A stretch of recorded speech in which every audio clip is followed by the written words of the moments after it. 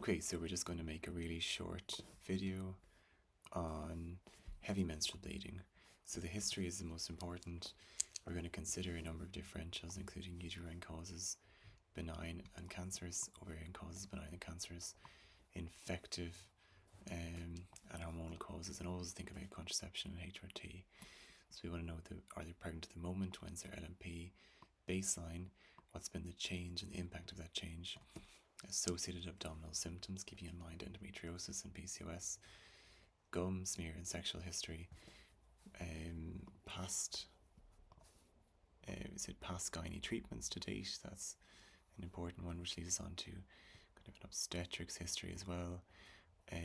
As we said, impact.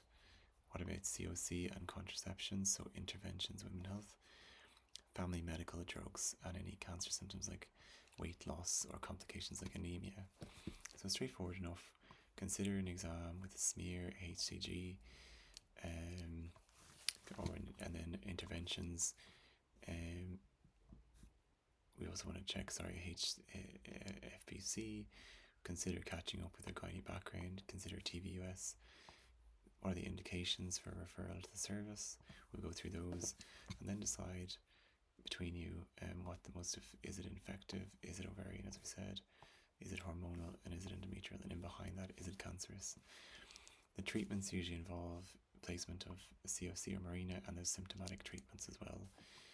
One thing I probably forgot to mention in the history is a history of a bleeding disorder in the family, just in case there's some blood clotting problem. Just to keep that in mind. And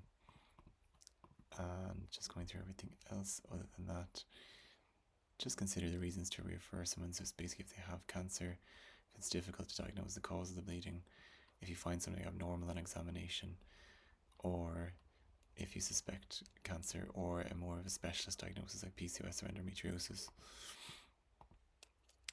And it might end up as dysfunctional uterine bleeding.